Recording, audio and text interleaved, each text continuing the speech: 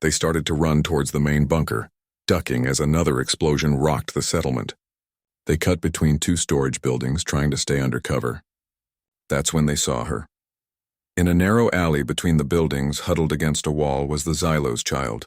She was shaking, her small body pressed into a ball. Her large dark eyes were wide with pure terror. She was utterly alone. Minsu skidded to a halt. Gia almost ran into him. "No, Minsu, no," Gia said, understanding his intention immediately. "We have to go. Captain's orders." "We can't leave her," Minsu said. His voice was quiet but firm.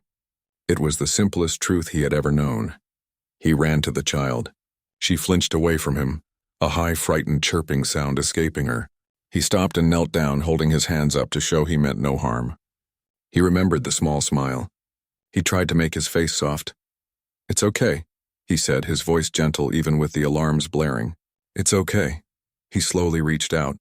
She trembled but did not pull away.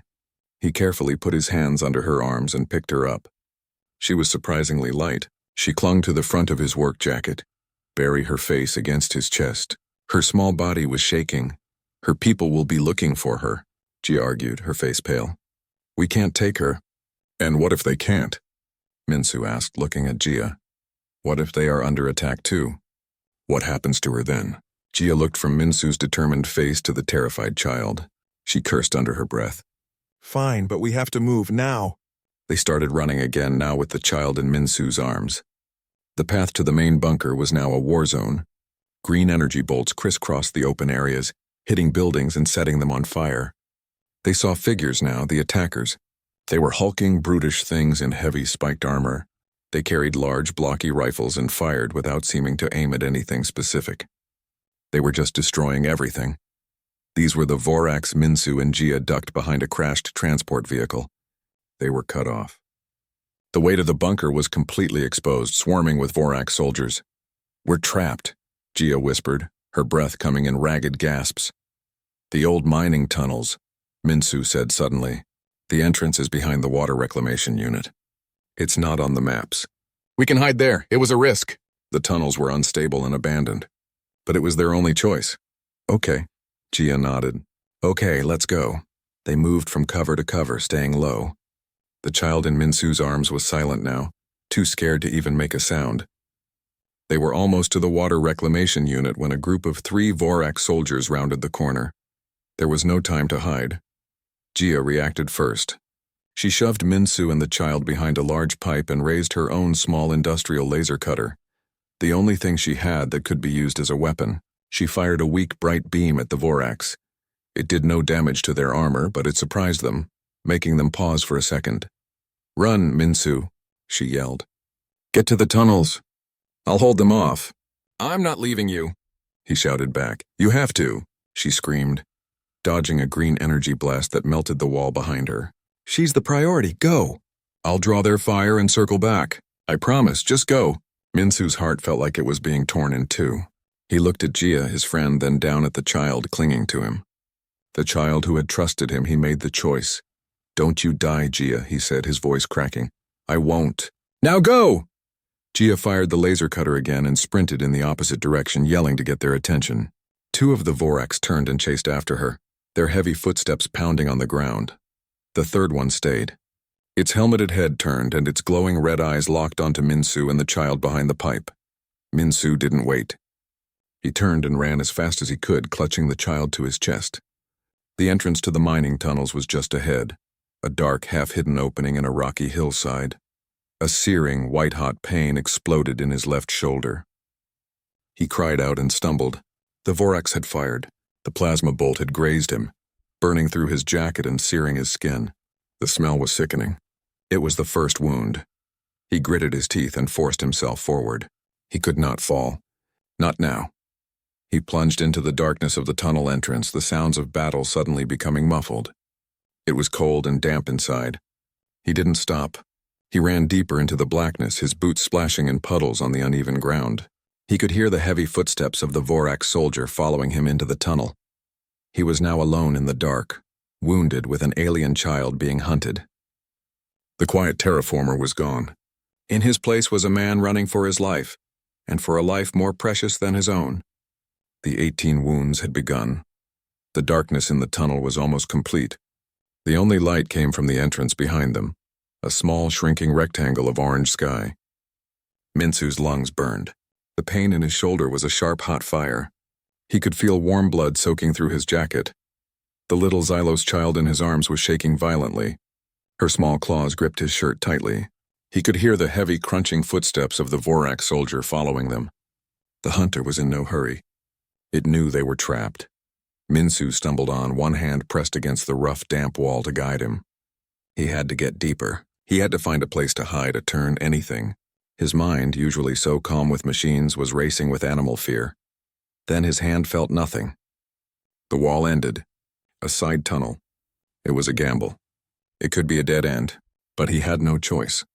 He turned into the new darkness, praying it would lead somewhere. The air grew colder. The only sounds were his own ragged breathing, the child's soft, frightened chirps, and the relentless footsteps echoing from the main tunnel behind them. He moved as quickly as he dared, his free hand held out in front of him to feel for obstacles. A faint, greenish light appeared ahead. It was a crack in the tunnel ceiling, letting in the strange light of the planet's moss. It illuminated a small cavern. In the center was a large, broken mining machine, its metal parts rusted and silent. It was the only cover they had. Minsu ducked behind the machine, sliding down to the cold stone floor. He held the child close, trying to quiet both their breathing. He could hear the Vorax soldier reach the junction. The footsteps stopped. It was listening. Minsu held his breath. The child, sensing the danger, had gone completely still and silent. Then the footsteps started again. They were coming down their tunnel. The Vorax had chosen correctly. Minsu's heart hammered against his ribs. He looked around desperately. There was no way out. They were cornered. He saw a long, broken metal pipe lying near the machine. It was heavy and rusted, but one end was sharp where it had snapped. The footsteps grew louder.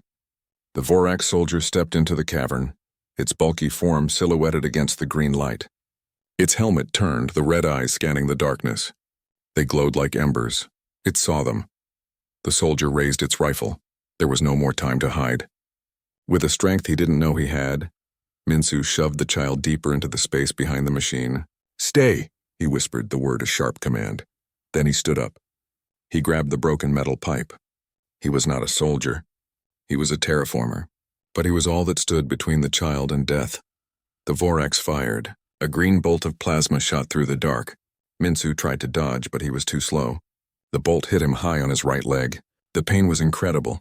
It felt like his leg had been dipped in molten metal. He screamed and fell to one knee.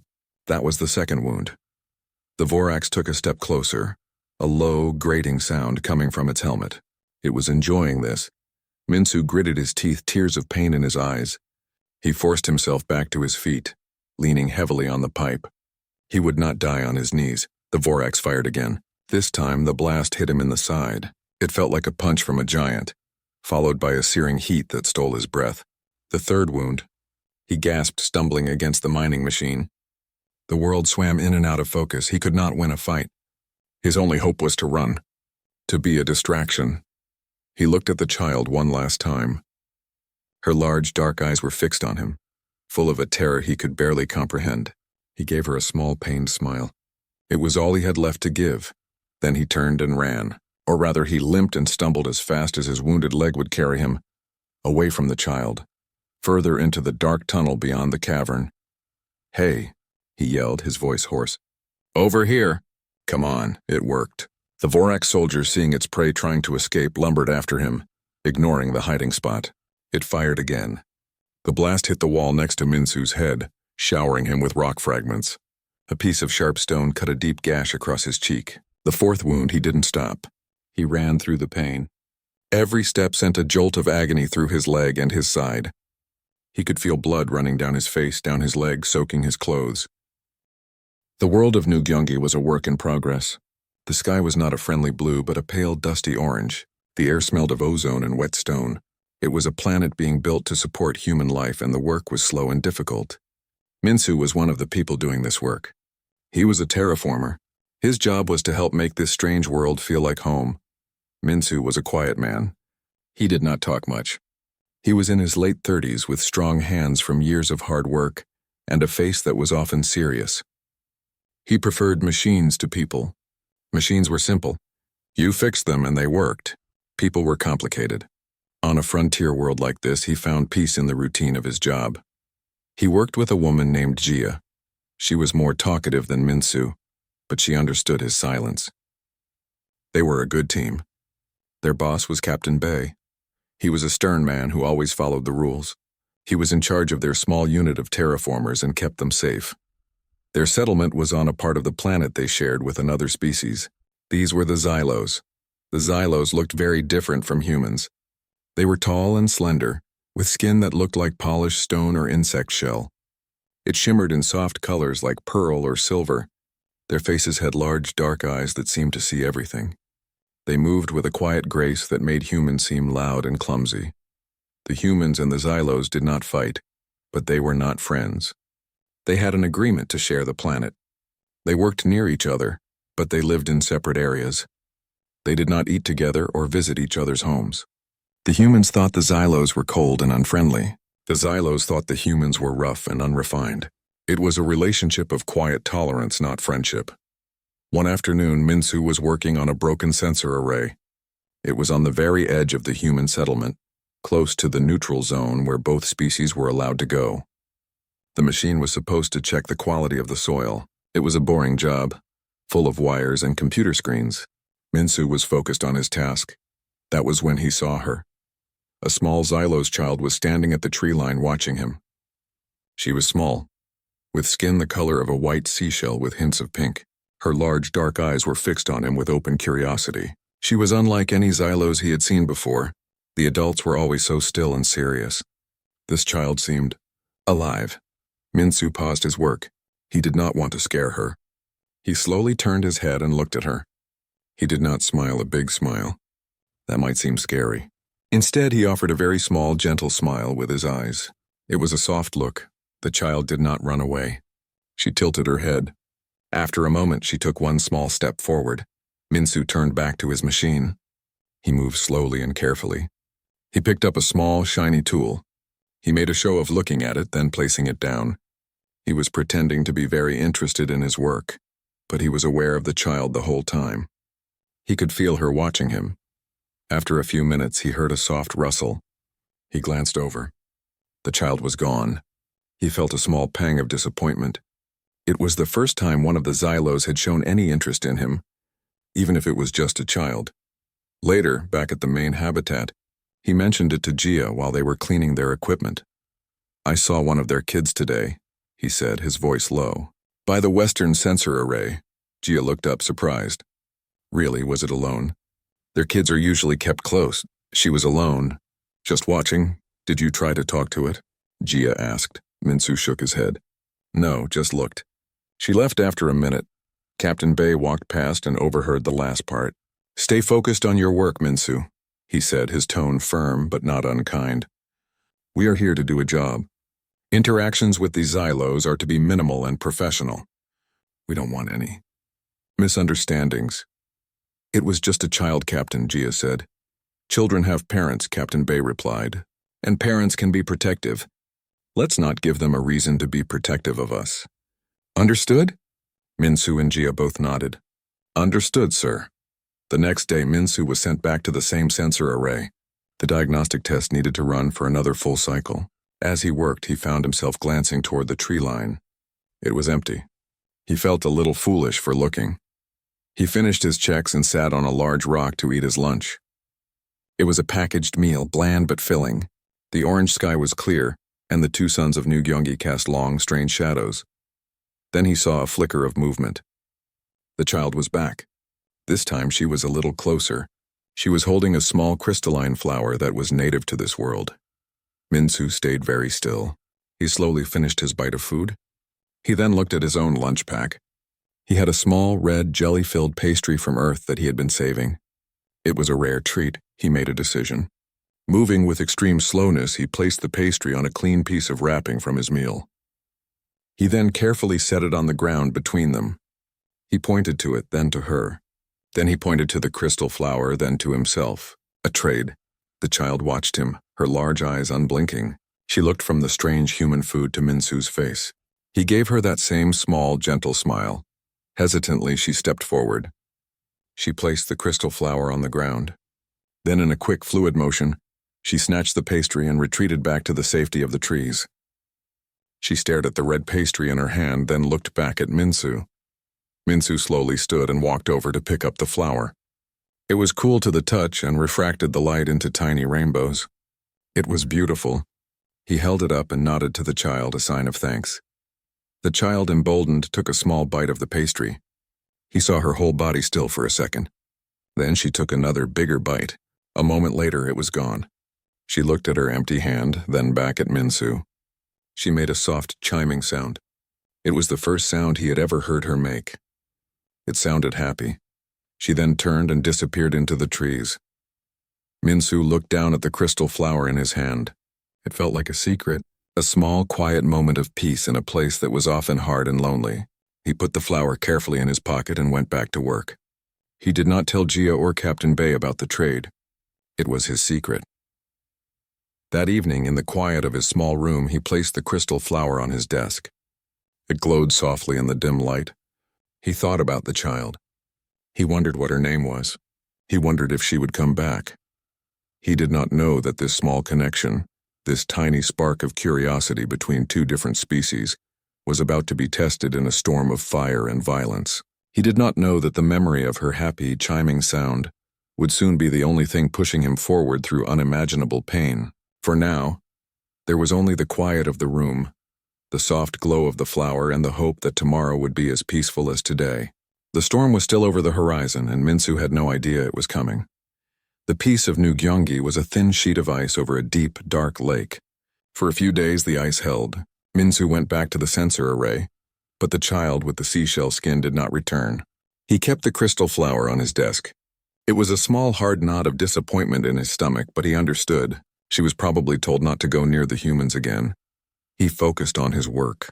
The air processors needed new filters. The soil in Sector 7 was still too acidic for the first batch of earth grasses. These were the problems he understood. Then the ice broke. It started with a sound. It was a low, groaning roar that came from the sky. It was not the sound of a ship landing at the proper port. This sound was wrong. It was angry. It tore through the quiet afternoon, getting louder and louder until it was a scream that made the ground vibrate. Minsu was in the main equipment shed with Gia when it happened. They both dropped their tools and ran outside. The orange sky was now streaked with black smoke. A ship, unlike any human or Xylos design, was falling from the clouds. It was not falling out of control. It was diving like a predator. It was jagged and dark, covered in sharp angles and glowing red lights. It fired a bright green bolt of energy that slammed into the ground near the Xylos settlement. The explosion was deafening. Alarms began to wail across the human base. Red lights flashed. What is that? Gia yelled over the noise, her eyes wide with fear. Before Minsu could answer, Captain Bay's voice crackled over the general comms unit. All personnel, this is not a drill. We are under attack by an unknown hostile force. Security teams to defensive positions. All non-combatants evacuate to the bunkers. Now chaos erupted. People were running in every direction. Security personnel, dressed in dark gray armor, scrambled with their rifles towards the perimeter. Another green bolt hit, this time closer. It struck the communications tower. Metal and glass exploded outward, showering the area with deadly shards. The air filled with the smell of burning plastic and ozone. The bunker is the other way, Gia shouted, pulling Minsu's arm. But Minsu was frozen for a second, looking towards the neutral zone. Towards the place where he had seen the child.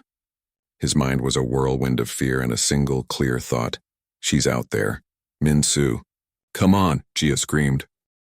He burst out of the tunnel system onto a rocky ledge. He was on the other side of the hill, overlooking a wide, barren plain. There was nowhere left to run. The Vorax stepped out behind him. It raised its rifle for the final shot. But Minsu's flight had bought a few precious seconds. A shadow fell over them. He looked up. A Xylos skiff, a small, fast ship, was descending towards the plain. Reinforcements. The Vorax soldier saw it too. It snarled in frustration and turned its rifle away from Minsu, aiming at the ship. It fired several green bolts towards the sky. This was his chance. Minsu's mind, fogged with pain, had one clear thought. The child is still back there. I have to lead it away. For good. He picked up a rock and threw it at the Vorax. It hit the soldier's helmet with a dull clang. The Vorax turned back to him, its rage now absolute. This pathetic wounded creature was still fighting back. It fired. Again and again. It was no longer a clean hunt. It was a punishment. A bolt hit his other shoulder. The fifth wound. Another hit his forearm, burning through flesh. The sixth one grazed his hip. The seventh, he lost count after that. The world became a haze of green light and white-hot pain. He felt impacts on his back, his legs, his stomach. He was being torn apart piece by piece. He lost his grip on the metal pipe. It clattered to the ground. He fell. His body was a map of agony. He could not feel his legs anymore. He could barely breathe. He lay on the cold stone, looking up at the orange sky. The Vorax soldier stood over him, its rifle pointed at his head. The end, but then a new sound filled the air. A high-pitched whine, followed by a precise bright blue energy beam. It struck the Vorax soldier in the chest. The soldier froze, its armor glowing red for a second before it exploded into pieces of metal and ash. The Xylo's skiff had landed. Soldiers in sleek, elegant armor were moving out, their weapons firing blue beams at the remaining Vorax on the plain. Minsu lay there, dying. He had done it. The child was safe. The thought was a small warm ember in the cold ruin of his body. He saw a Xylo soldier run towards him, but his vision was darkening at the edges. The last thing he felt was not pain, but a strange peace. He remembered the child's happy chime when she ate the pastry. He remembered the crystal flower on his desk. He had kept his promise. His eyes closed and the world went away. Minsu, the quiet terraformer, fell into a deep and endless dark, sure that he would never wake up. The first thing he felt was nothing. There was no pain. There was no cold stone beneath him. There was no sound of battle. There was only a soft floating feeling like being held in warm water. Then slowly a dull ache began to return. It was far away, a quiet throbbing in many places. He tried to move, but his body would not obey. He was too heavy. A soft, steady beeping sound reached his ears. It was a calm, regular rhythm. He knew that sound. It was a medical monitor. He was alive. The thought was so strange, so impossible, that it forced his eyes open. The light was soft and white. He was lying on a comfortable bed. The ceiling was smooth and clean. He was in a med bay. He tried to turn his head.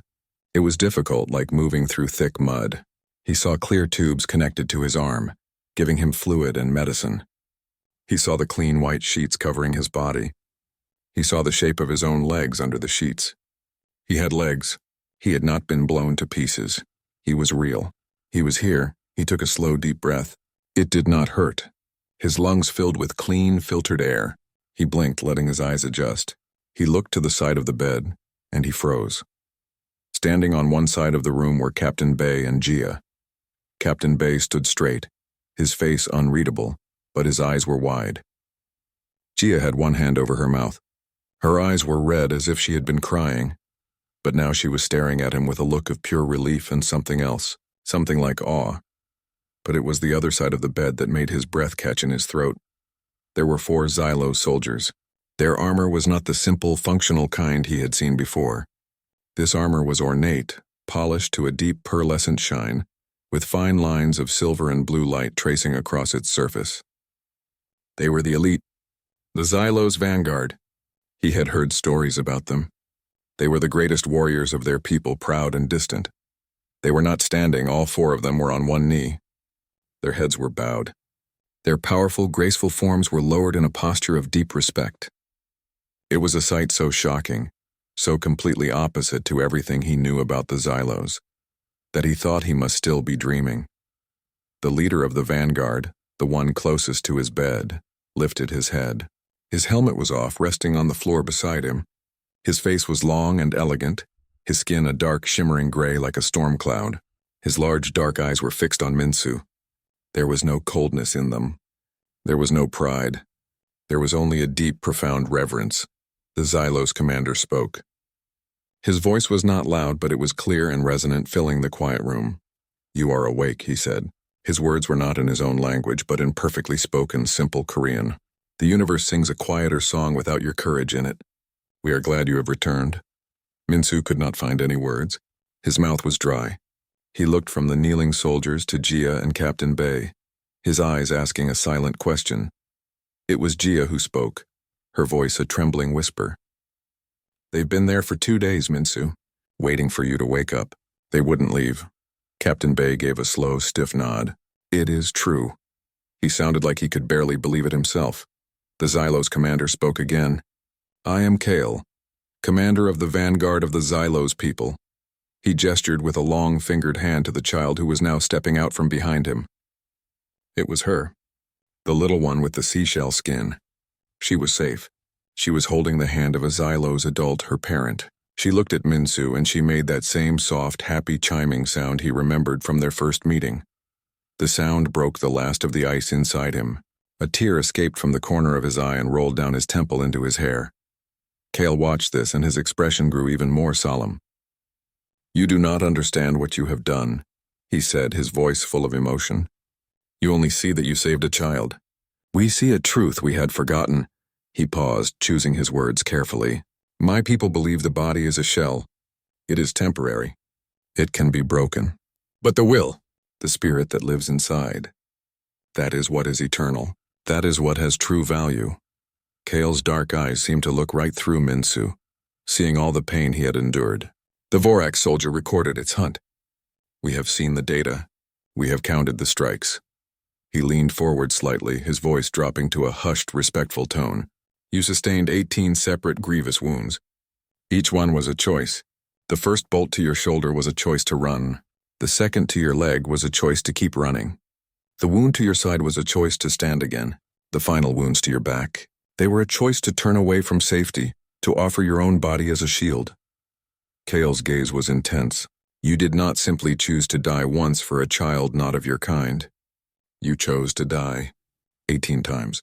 Each time you fell, your will commanded your broken body to rise again, to endure, to protect. You showed a capacity for self-sacrifice that we have only ever read about in our oldest, most sacred texts." He gestured to his kneeling soldiers. "This posture, we call it the posture of ultimate regard. We kneel this way only for those who have shown that their will is a light that can outshine the darkness of the universe. We have not knelt before any being, even our own, in many, many generations." Minsu lay there listening.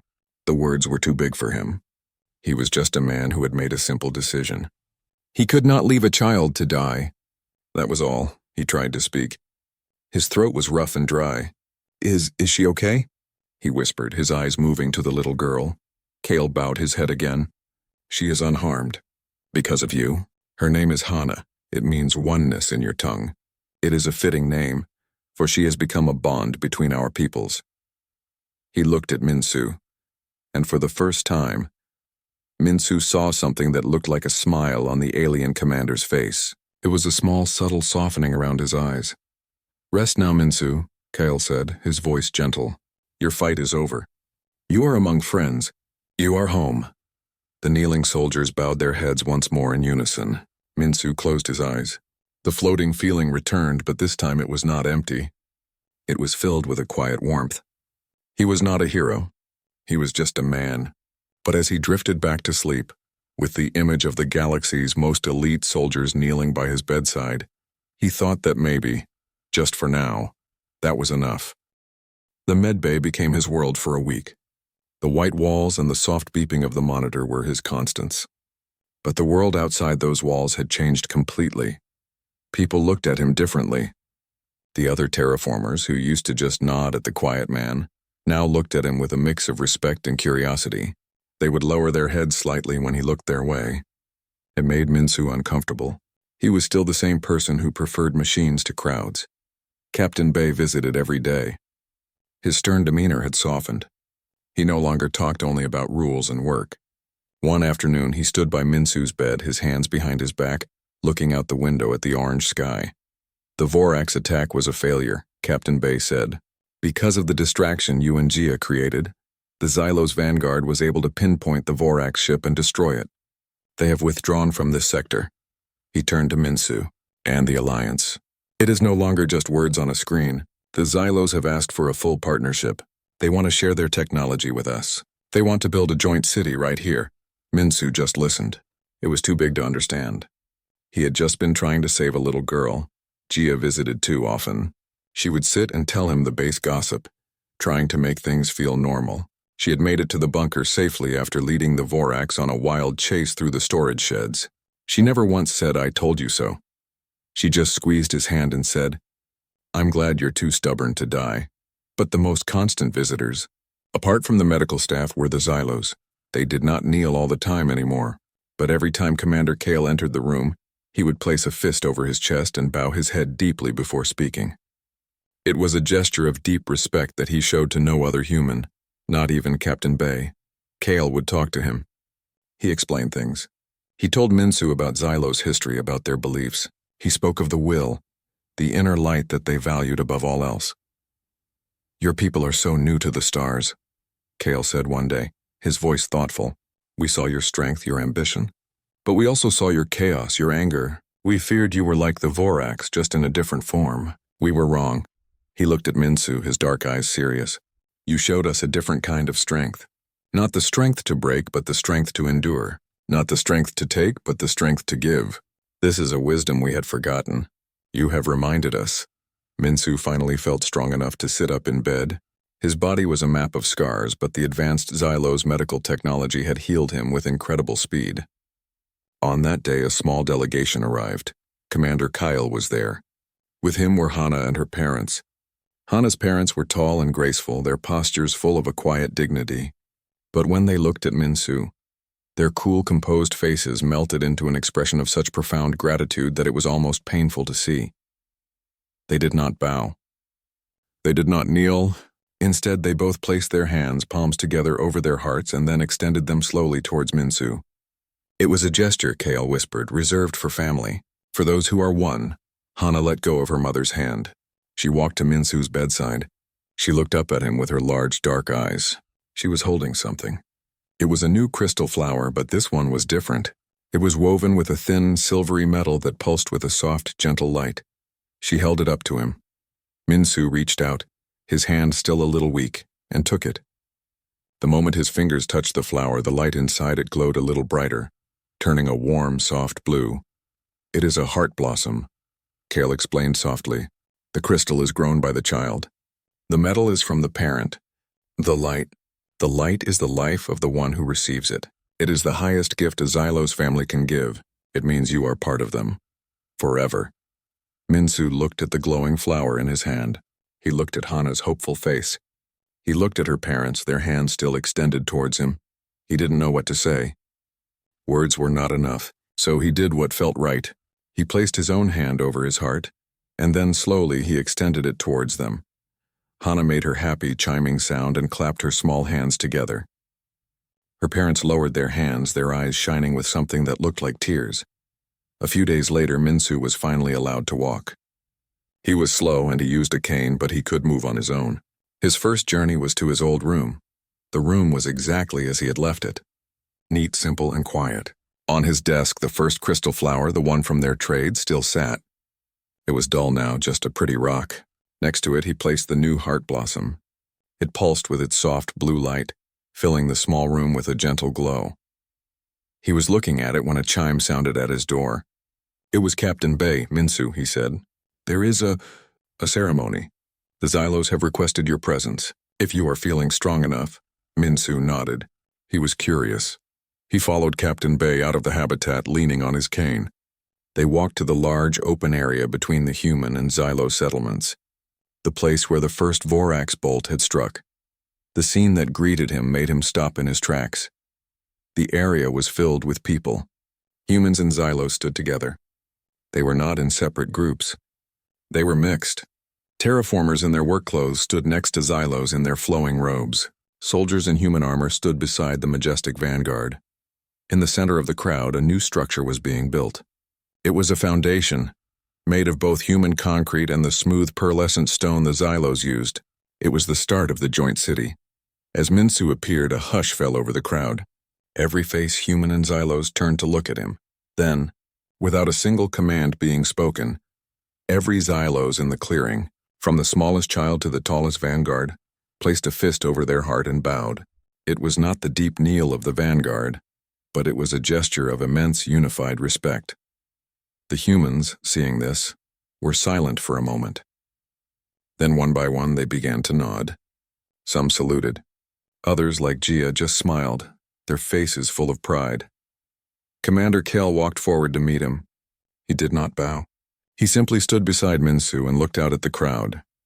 "This is what you have built," Kyle said quietly, so only Minsu could hear. "You did not build it with your hands. You built it with your will.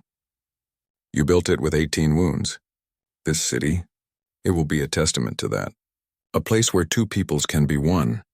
Minsu looked out at the faces. He saw Hana waving at him from her father's shoulders. He saw Gia giving him a thumbs up. He saw Captain Bay standing straight but with a look of approval on his face that Minsu had never seen before. He was not a hero. He still believed that. He was just a man who had made a simple choice in a moment of terror. But as he stood there leaning on his cane with the glowing heart blossom in his pocket and a new city being born before his eyes, he understood. Sometimes the simplest choices made by the most ordinary people can change the universe. He had endured. And in doing so, he had not just saved a child. He had saved the future for everyone.